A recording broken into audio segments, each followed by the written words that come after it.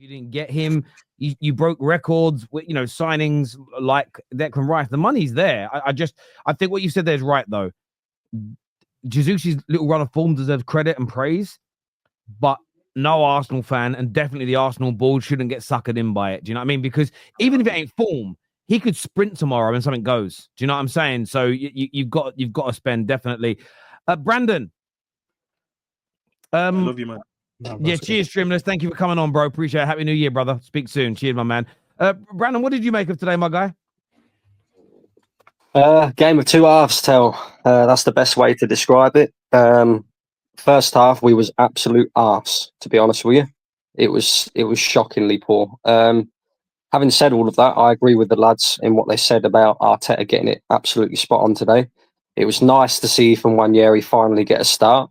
Bit of a surprise that he was played on the right-hand side in Bukayo Saka's position, but I think going forward, that's what we need to start doing, because you see today that when you've got two creative players in the midfield,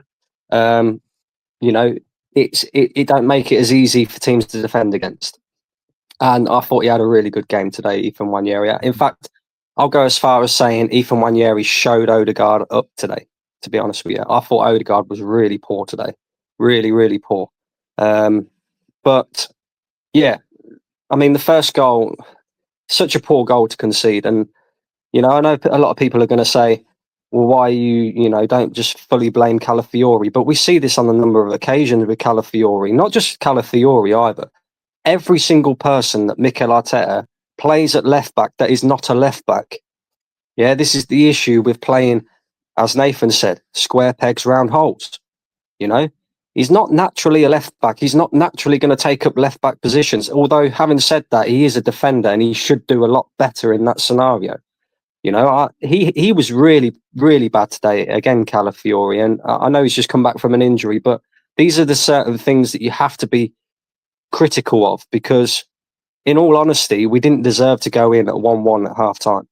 We was quite fortunate with the goal. And if we hadn't have gone in at 1-1 at half time, then maybe we don't change that game around. Having said that, though, the second half was much better. Come out, get 2 goals early, and then see the game out. That's what you want to see. We didn't need to go gung-ho after scoring the 2 goals in the second half.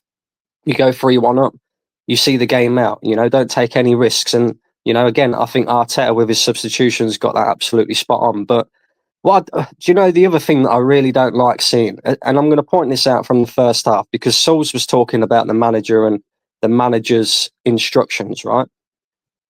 The number of times that we had opportunities to counter-attack on Brentford, and then we'd get to the byline and play the ball backwards or sideways and allow them to get themselves back into position again, and then wonder why we struggle to break down these 2 banks of 4. We did the same thing against Ipswich, and we struggled to create chances. We did the same thing against every single low block team, or team that tries to low block us and then hit us on the counter-attack. I just cannot understand why Arsenal, when they have the opportunity to hit teams on the counter-attack, they get to the final third and then they slow it all down. It makes absolute zero sense to me. And the reason why I can say this is the manager's instructions is because Ethan Nwaneri came in to the Arsenal side today, and I'm seeing him do the same thing. So that is clearly a manager's instruction. But why is Arteta barking instructions that say otherwise? We've heard him say it. We've heard him on the TV now. Cool. I've also heard him barking instructions on the sidelines to Martinelli when he's running down the wing, saying, "Don't lose the ball, don't lose the ball." So in some moments, yeah, maybe, but in other moments, no, because it seems to be this retain possession, recycle the ball, and I get it, right? If you've got the ball, Brand, can I interject and ask you a question? Called the entire squad out. Sorry, guys, can I just interject and ask? Sorry, Souls, can I ask a question? Are you seeing this at 0-0, or are you talking about when it was 3-1? No, I'm talking about this when in the first half. Okay. Arsenal in the first half, when we was, I think it was either 0-0 or we was 1-0 down.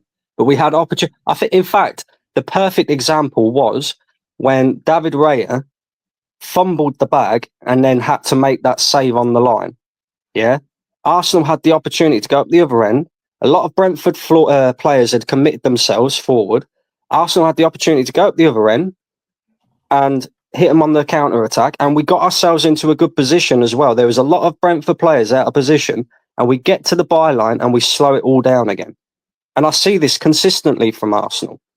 So this is why I think we have issues to break down low block teams, because if we don't move the ball quick enough and we don't counter attack quick enough and we're constantly moving the ball backwards, then you're allowing players to get back into their positions. But that's the only criticism really that I have of the team and Arteta today. Like that first half performance and just us in terms of breaking down low blocks. Aside from that, I think we played the game perfectly.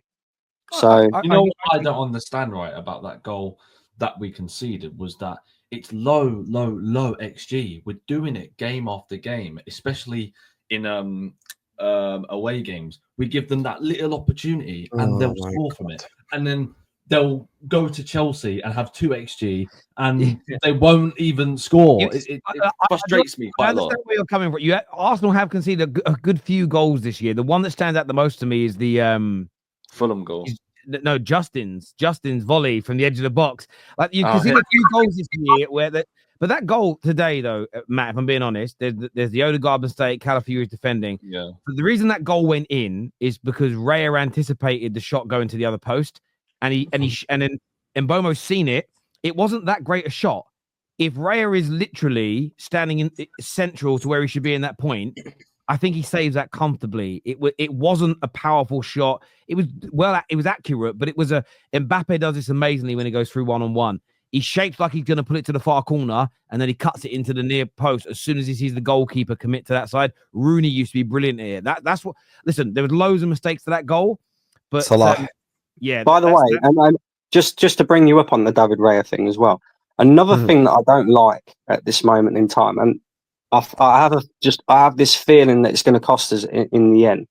David Raya seems to be coming further and further and further out of his goal, almost playing in a defensive position when Arsenal were building up from the back, right?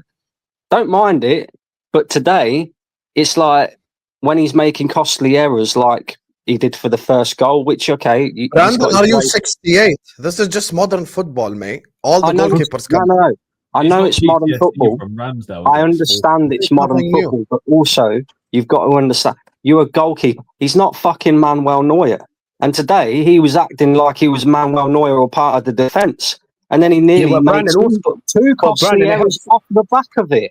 So this is where Brandon always mentions the weirdest points, honestly. Yeah. Let me talk. Let me just talk. I want to say something. First of all, there is no light on my screen because this game deserves no light.